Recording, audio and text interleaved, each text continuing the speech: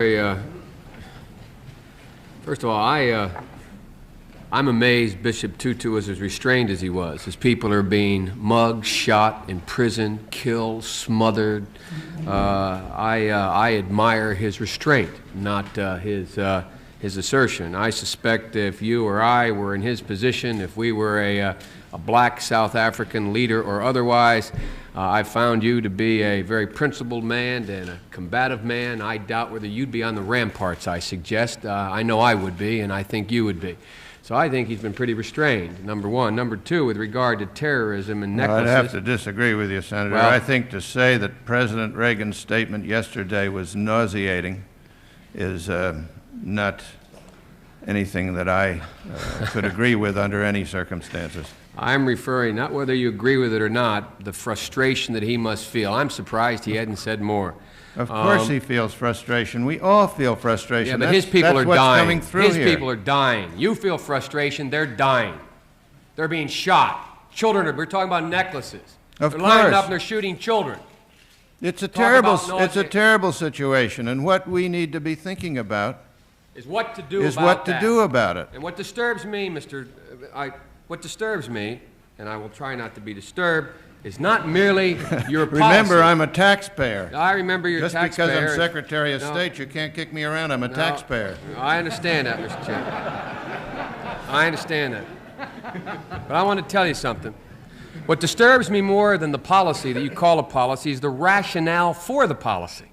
The rationale for the policy. You set out 4 principles that you adhere to, and then and I will go over them in a moment. Then you say on page 14, we must not become part of South Africa's problem. We must remain part of their solution. We must not aim to impose ourselves, our solutions, our favorites in South Africa. Damn it, we have favorites in South Africa. The favorites in South Africa are the people who are being repressed by that ugly white regime. We have favorites. Our loyalty is not to South Africa, it's to South Africans. And the South Africans are majority black, and they are being excoriated. It is not to some stupid puppet government over there. It is not to the Afrikaners regime. We have no loyalty to them. We have no loyalty to South Africa, to South Africans. And the fact of the matter is I listen to this rationale first of all. It is the leaders of South Africa and their people, black and white, who have the majority responsibility. They must rise to it. Well, they are rising to it. They're rising to it. The only thing left available to them with that repulsive, repugnant regime of Afrikaners there. And it's the only way they have. They've tried everything for the last 20 years. They begged, they borrowed, they crawled, and now they're taking up arms. The second thing, progress toward peace requires a timetable. Timetable, elimination of apartheid. What's our timetable? What are we saying to that repugnant regime? Are we saying you've got 20 days, 20 months, 20 years? We ask them to put up a timetable. What's our timetable? Where do we stand morally? Thirdly, black South Africans, the choices before black South Africans are equally clear. We call on them to avoid easy descent into violence, terrorism, and extremism. To demonstrate by their action they understand the need for compromise. Hell, they've tried to compromise for 20 years. They've tried everything in their power. And look what's happened to them. They're being crushed. And then you say, the fourth principle is that our policies and those of our allies ensure that we expand political liberties in the post-apartheid South Africa. Mr. Secretary, maybe it's because I come from the civil rights movement in this country. We sat there and we heard the same kind of arguments, the same exact arguments. We cannot impose from the North a solution on the South. They must work out their problems, black and white, together.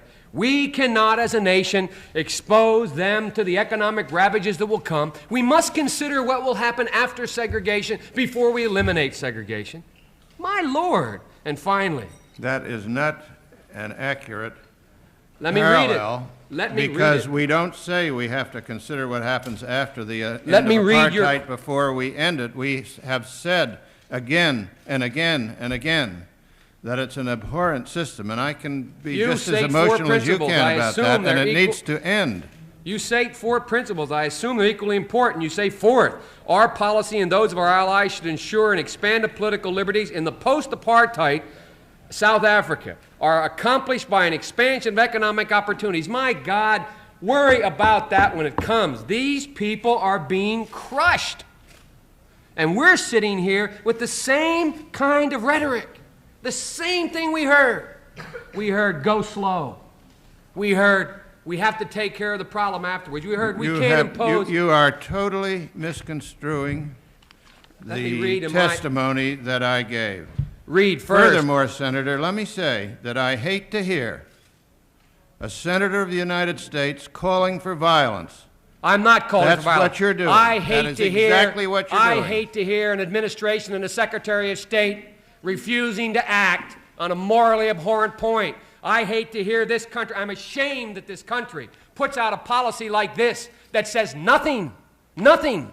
It says continue the same. We put no timetable on. We make no specific demand. We don't set it down. I'm ashamed that's our policy. That's what I'm ashamed of. I'm ashamed of the lack of moral backbone to this policy. Well, I resent that. I resent that deeply because there is tremendous moral backbone in that policy on a bipartisan basis and has been for many, many years. There is no bipartisan basis for this. There is, I doubt very much if there is any real disagreement with the objectives set out there, with the steps that have to be taken if there is going to be the kind of change you want.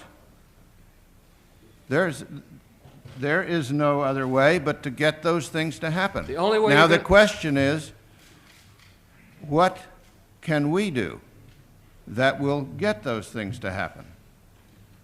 And I think that I outlined the course that is there and also have tried to point up to you and to the South African government the terrible situation they're creating for themselves. Obviously, the action has caused violence, or at least has not stopped the violence. There is violence, overwhelming violence in South Africa today. If you want to avoid more, the former Prime Minister of Australia is correct. Let the South African blacks know that we stand with them four square. We do.